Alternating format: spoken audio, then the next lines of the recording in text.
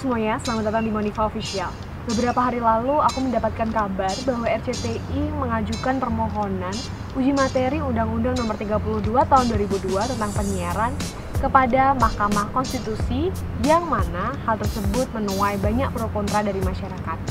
Tapi bukan itu yang akan aku bahas di sini, melainkan concern utamaku berkaitan dengan apa yang telah disampaikan oleh Dirjen Penyelenggara Pos dan Informatika, Kementerian Komunikasi dan Informatika, atau yang lebih sering disebut dengan Dirjen PPI Kemenkominfo. Nah, PPI ini mengatakan bahwa apabila gugatan RCTI ini dikabulkan, maka siaran langsung di media sosial itu tidak dapat lagi dilakukan secara bebas, alias jadi orang yang mau bikin siaran langsung itu harus mengantongi izin siaran, teman-teman. Kalau nggak punya izin siaran ya nggak bisa siaran langsung gitu, dan kena hukuman. Nah, sejujurnya aku yang udah baca berita ini dan sebagai mahasiswa komunikasi juga yang memang banyak mempelajari tentang penyiaran gitu ya, merasa bahwa aku nggak setuju nih sama kebijakan ini. Karena kebetulan aku juga salah satu konten kreator kan, yang mana aku banyak berkecimpung di dunia sosial media, banyak melakukan aktivitas di sosial media, dan ketika dibatasi itu bakal merugikan beberapa konten kreator lainnya juga, salah satunya juga aku gitu.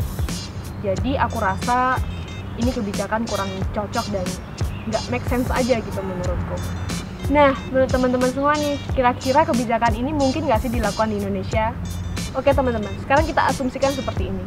Misalnya nih, pemerintah benar-benar memberlakukan kebijakan itu, otomatis pemerintah kan bakal membatasi beberapa fitur media sosial ya, salah satunya adalah siaran langsung. Yang akan aku bahas di sini adalah YouTube, karena kebetulan aku banyak menuangkan ide-ideku di dunia YouTube gitu ya.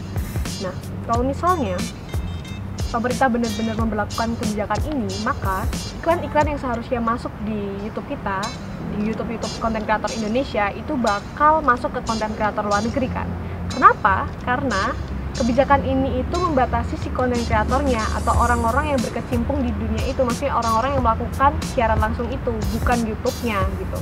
Jadi YouTube akan tetap berjalan, tapi konten kreator Indonesia ini dibatasi nih dalam melakukan suatu hal. Berarti kita cuma jadi konsumen tuh, nggak bisa jadi produsen lagi. Bisa, tapi dibatasi dan harus ada izinnya.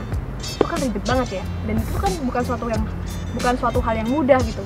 Aku bisa bilang nggak mudah karena aku tahu memiliki izin penyiaran itu super duper rempong teman-teman. Banyak banget persyaratan yang harus dipenuhi. Jadi aku rasa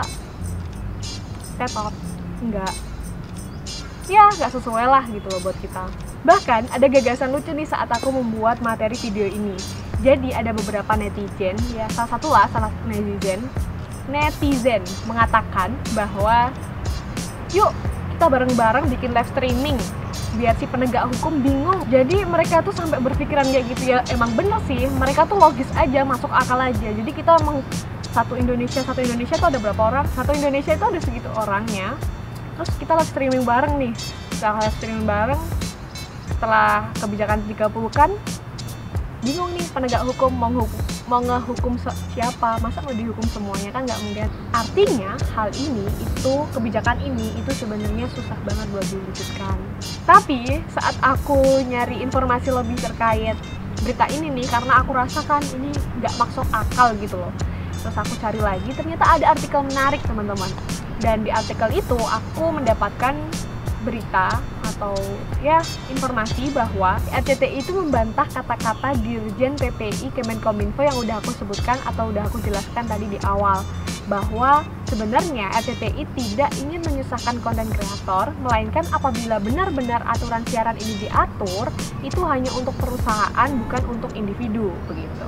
Nah, kalau menurut statement yang kedua ini tadi, aku merasa cukup setuju sih, tapi ya nggak tahu ya, karena kita bener-bener nggak tahu nih sebenarnya itu aturannya itu seperti apa dan apa yang akan terjadi ke depannya. Jadi semoga aja yang terbaik untuk kita semua ya, para content creator dan teman-teman semuanya. Thanks for watching this video. Don't forget to subscribe, nyalain lonceng kalian biar kalian dapat notifikasi kalau aku ada video-video baru lagi. Maaf kalau kata-katanya berbelit-belit, dan sampai jumpa di video selanjutnya. Dadah!